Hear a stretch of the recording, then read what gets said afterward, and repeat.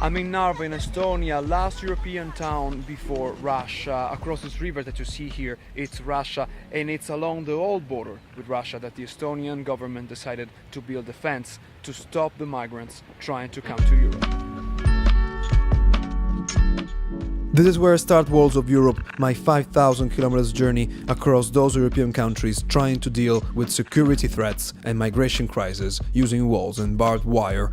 The Estonian wall should be ready in 2019. The expected cost is about 7 million euros. Latvia and Lithuania are planning similar measures, walls that are meant to stop illegal migrants but also to curb Russian expansionism in this area, something with which Ukraine has been dealing since the invasion of Crimea. Ukrainian government already started building the longest wall in Europe, 1900 kilometers.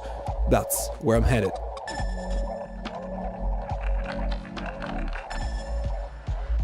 I get to Ukraine through Poland every day. A train connects Warsaw with Kiev. It's called Kiev Express. Every trip has to stop a few hours at some point because the train needs to get its wheel changed to Russian standard gauge.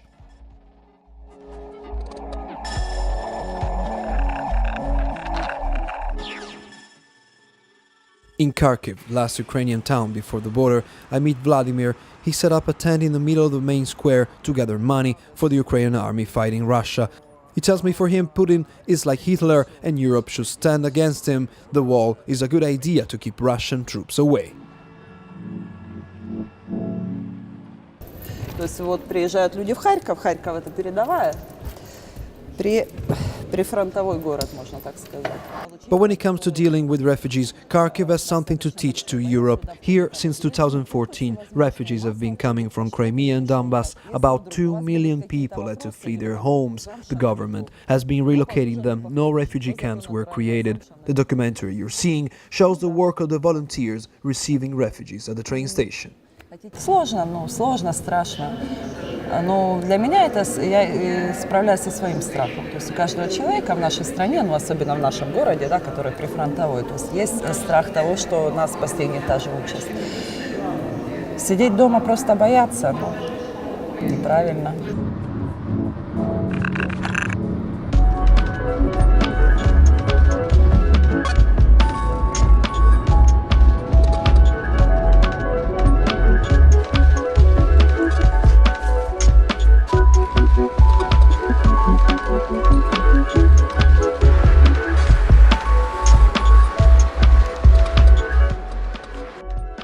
I'm right at the eastern border of Europe. This fence divides Ukraine and Russia. On the other side, it's Russia. This is the longest wall of Europe, 2,000 kilometers.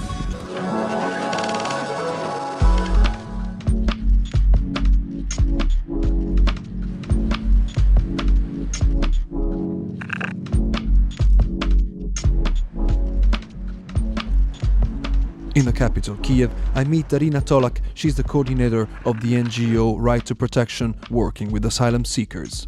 The conflict situation is not even frozen. The conflict still continues. People are still dying there, and lots of civil population is suffering of those conflict situations.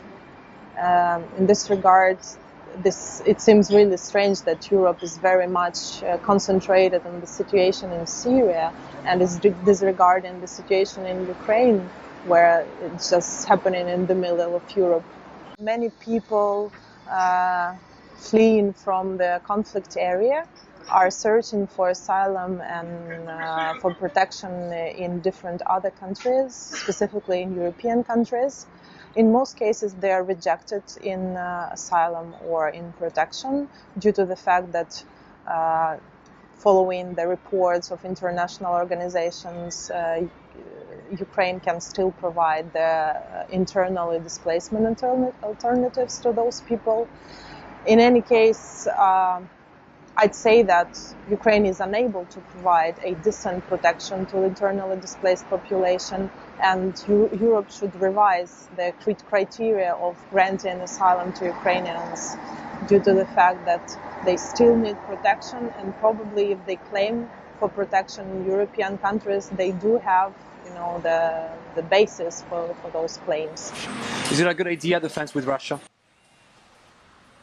Well, this is a strange idea because there are many to me there are so many instruments existing that could provide the same effect, but they were not implemented.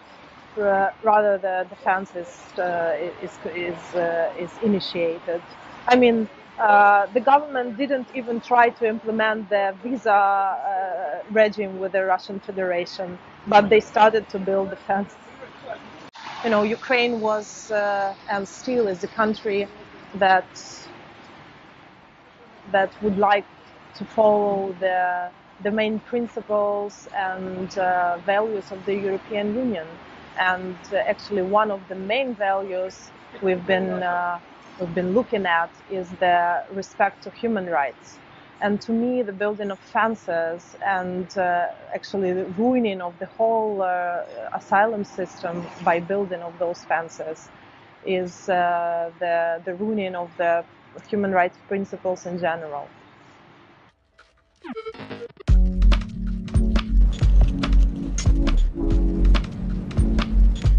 I'm on my way to Greece, driving through Moldavia, Romania and Bulgaria, headed to Thessaloniki. This is what the road looks like.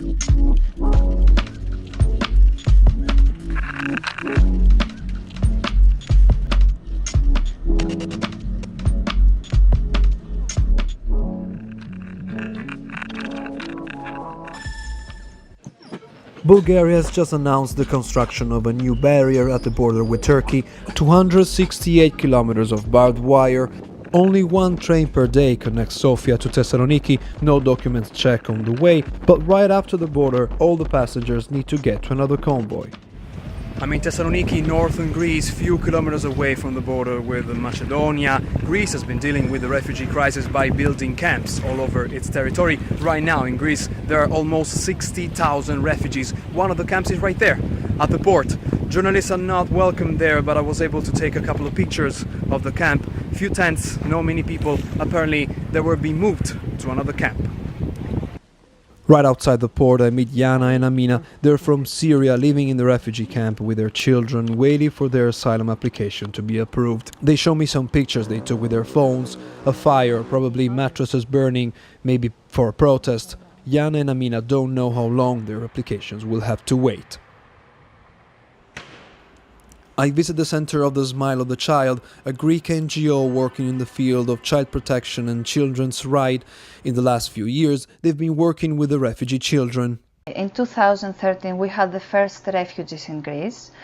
Actually, it was something that was a really big issue about the Greek authorities because no one knew what to do with this situation. We suddenly had about 50,000 of refugees, and they all wanted to go to Idomeni where the borders are. No one wanted to leave Idomeni, but Idomeni was actually the circumstances there were awful. They stayed on the ground. We didn't have tents to give them, and actually we could not have in Idomeni official numbers about how many kids we have there, how many adults, the total number of the refugees. The other solution was the creation of camps around the Greece in order to separate those people in smaller groups and see, in cooperation with the authorities, what we can do for them. Some of the families did not come here directly from Syria or Iraq. They've been to Turkey about 2 or 3 years, so now we may have kids about 8 years old that they never went to school. And this is actually a big problem. I think that the ministry is trying to find ways for those kids to be registered in the Greek schools as separate classes with the help of translators and the new teachers. I think this is something very important, and actually we're waiting for this to happen. We have about 58,000 of refugees in Greece. And this is a situation that cannot be continued. Those people are not people who came, they left their country because they had nothing else to lose. We have met people educated, people who had normal lives. We have met doctors, engineers, teachers, people who only want to work and build their lives from the beginning.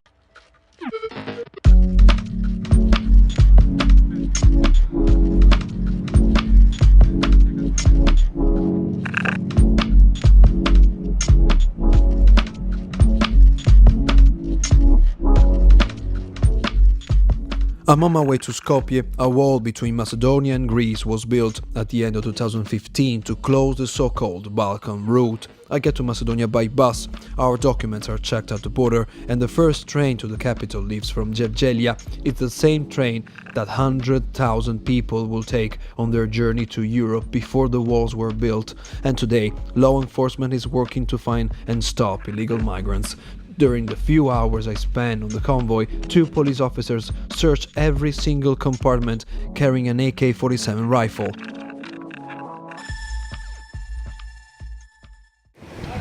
I'm in Skopje in Macedonia. This country used to be the first stop of the so-called Balkan route. Migrants were allowed to travel by train from the border with Greece to the border with Serbia, and this way almost 1 million people passed through Macedonia to get to Northern Europe until 2015, when the fence was built and everything stopped. I'm Jasmir Redzepi, president of the NGO Legis. He's been working with the refugees since the first day of the crisis. Most of them, they were taking the train or taxi or bus, and they were not going to apply for asylum, but they were going to the last station, and those trains were going only to this place, and these buses were going and taxis only to this place. It was the last train station to the border to Serbia, on like 500 meters from the border of Serbia. In that place we were working from the start as Legis, and we were coordinating all the activities to other NGOs. In the south, in Gevgelija, the coordinator was UNHCR, and we were the coordinators of the northern camp in Tabanovce. And it was much safer. There was no smugglers in that period. So until June 19, from June 19 until 19 of November, there was no human trafficking. There was no smugglers. Everything was very well organized. How many refugees passed through Macedonia, as far as you know? We think the number is around 1 million, because in the start until 19 of November, only 10% from the refugees were registered. Then the fence was built in 2016. What happened then? In November 2015, Europe made a ban for non-Sia people from non-Sia nationality. Sia means Syria, Iraq and Afghanistan. Only those 3 were allowed to enter in Macedonia from Greece. And then they started creating the fence. The fence was functioning to prevent all these other nationalities to enter in Macedonia. For example, the people from Africa, Pakistanis, Palestinians, which was also a problem, because some of those prevented to enter in Europe are with like 60-70 years refugees, and you have to accept them, you cannot reject them. But this is the nonsense of the politics of European Union. European Union closed the border of Macedonia, which is not European Union country. This is really hard for the people to understand, even to the refugees, even for us, even for many European nations. How can European Union close the border of non-European member state just to prevent entering of illegal migration in their country? And that's why they put the fence, that's why they put all these police officers and the big gate, and everything was controlled. So from November until March, until January, we had this kind of situation, only 3 nations. Then in January, they stopped the Afghanis. They say no more Afghanis, only Iraqi and Syrians. Okay, and then from January... The EU? EU. And then February and March were only with Syrians and Iraqis. And then in March they say they were making all these months the limit, you know, smaller and smaller. For example, now Afghanis are not able to enter. You will have only Syrians and Iraqis, but not all the Syrians and Iraqis. For example, not from Baghdad and Damascus, because there is no war there, and not from some other places like Latakia, but it can be from Aleppo or some other places where there is war in these cities. So they were making all the circles smaller and smaller, so there will be not anymore like 13,000 refugees coming like in October, but only 300 coming like in end of February and March. So in March the borders were closed, and unfortunately in Macedonia remained around 1,500 refugees with papers to enter in European Union. But because Austria closed the border with Slovenia, Slovenia closed the border with Croatia, and Croatia closed the border with Serbia, Serbia closed the border with us, and these people were stuck. And in all of these countries you could find refugees who were stuck there. From 1,500 people in Tabanovce remained only 80. All the others, they found their way illegally to cross to Serbia.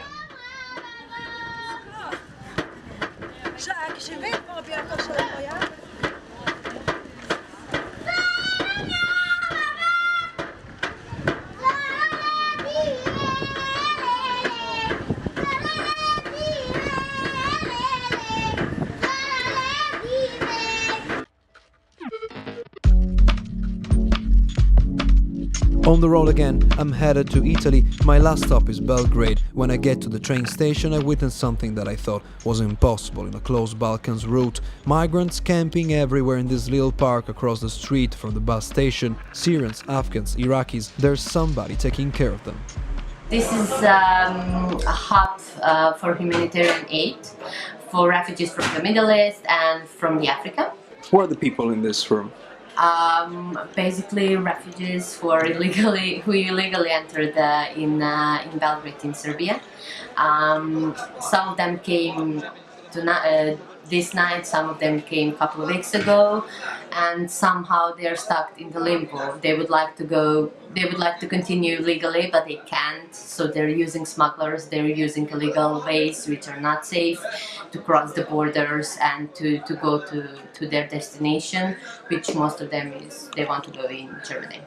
I'm in Belgrade, Serbia, and it's lunchtime here in the center, run by a group of international and local NGOs. Around 200-300 people come here every day for food and clothes. Most of them come from Afghanistan. Most of them came here through illegal routes. From here, from Serbia, it seems like all the fences being built in these months all along the Balkan route didn't help to stop anyone. They just gave more work to the smugglers and lowered the attention of the international media, making these people invisible.